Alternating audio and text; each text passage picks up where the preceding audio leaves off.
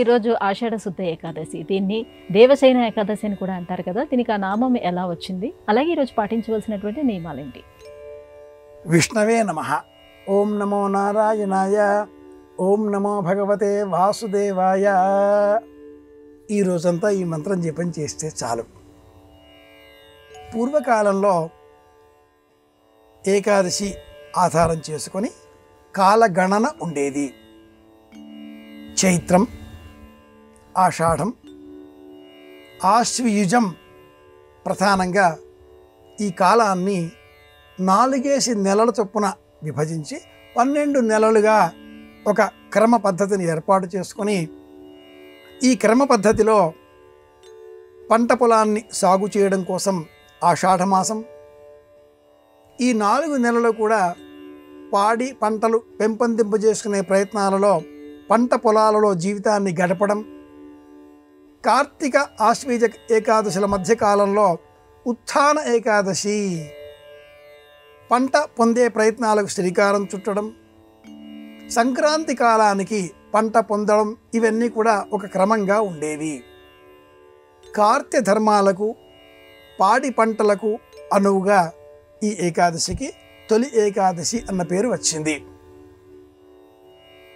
ఈ క్రమంలో విశేషంగా ఈ ఏకాదశి నాడు పూర్వకాలంలో ఒక ప్రత్యేకమైనటువంటి యజ్ఞం కూడా నిర్వహించేటటువంటి వారు. ఆ యజ్ఞం పేరు శాకమేధము. ఆకుకూరలను ఈ రోజు నుంచి 1 నెల రోజుల పాటు ఆహార పదార్థాలలో స్వీకరించకూడదు. శాకమేధము ఇది యజ్ఞం. గత 2 నెలలుగా 3 నెలలుగా ఈ భూమి అంతా కూడా తీవ్రమైన వేడితో ఉడికిపోయిన కారణం చేత ఒక్కసారిగా వర్షాలు పడతాయి ఇప్పుడు. అందువలన చెట్లు చేమలు బాగా ఎదిగి ఆకుకూరలు బాగా లభిస్తాయి. కానీ ఈ ఆకుకూరలలో రోగకారకమైనటువంటి ఉష్ణం నిబిడీకృతమై ఉంటుంది. కనుక ఈ ఆకుకూరలు మనం తినకుండా గోవులకు ఆహారంగా అందించాలి. శాకమేధము. అలా అంటే ఎలా? తరువాత ఈ క్రమంలో చాతుర్మాస్య నియమాలు కూడా ఏర్పడ్డాయి. 4 నెలలు ఆషాఢ శుద్ధ ఏకాదశి మొదలుగా కార్తీక శుద్ధ ఏకాదశి వరకు 4 నెలల కాలంలో మొదటి పక్షం ఏకాదశి నుంచి శ్రావణ శుద్ధ ఏకాదశి వరకు ఆకుకూరలు తినకూడదు. 2వ పాదంలో పెరుగు ఉత్పత్తులు స్వీకరించకూడదు. 3వ పాదంలో పాల ఉత్పత్తులు స్వీకరించకూడదు. చివరిది 4వ పాదంలో కార్తీక శుద్ధ ఏకాదశి వరకు ద్విదళములు అంటే కందిపప్పు లేక పప్పు ధాన్యములు ఆహార పదార్థాలలో స్వీకరించకూడదు. ఈ నియమావళి అంతా కూడా ఆషాఢ శుద్ధ ఏకాదశితో ప్రారంభం అవుతుంది.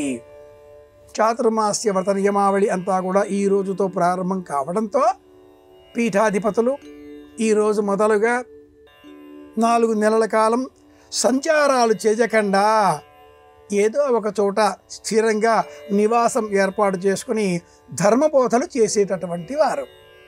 వాతావరణం వర్షాలతో ఉండడం, ప్రకృతి పాడి పంటలకు అందించే నిమిత్తమే సంసిద్ధపరిచే విధంగా రైతులంతా కూడా వ్యవసాయ కార్యక్రమాలలో తనమూలకలుగా ఉండడం, ఆషాఢం, శ్రావణం, భాద్రపదం, ఆశ్వయుజం, కార్తీకం వెరసి ఏకాదశి నుంచి ఏకాదశి వరకు వచ్చేటటువంటి ఈ కాలం అంతా కూడా పాడి పంటలకు సస్యశ్యామలానికి సంబంధించిన నేపథ్యంలో ఇది తొలి ఏకాదశి.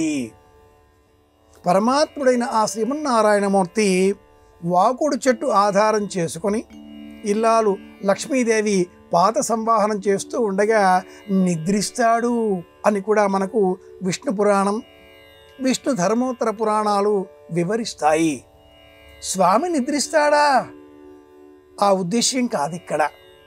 మన దేహంలో ఉండేటటువంటి వైట్ బ్లడ్ సెల్స్, రెండవది రెడ్ బ్లడ్ సెల్స్, వీటి మధ్యన సమతౌల్య స్థితి చెదరుతుంది.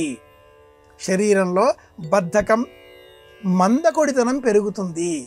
వీటిని తొలగించుకోవడం కోసం వంకాయ, అలాగే భూమిలోన పెరిగేటటువంటి దినుసులు, ఆలుగడ్డ, బంగాళదుంపలు ఇలాంటివి తినకూడదు.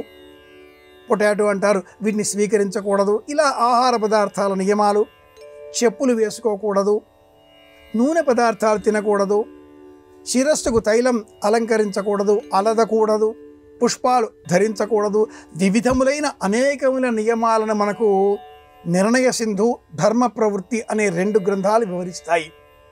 ఈ కారణం చేత ఈ ఏకాదశికి దేవశయన ఏకాదశి అన్న పేరు ఏర్పడింది. ఇది నేపథ్యం.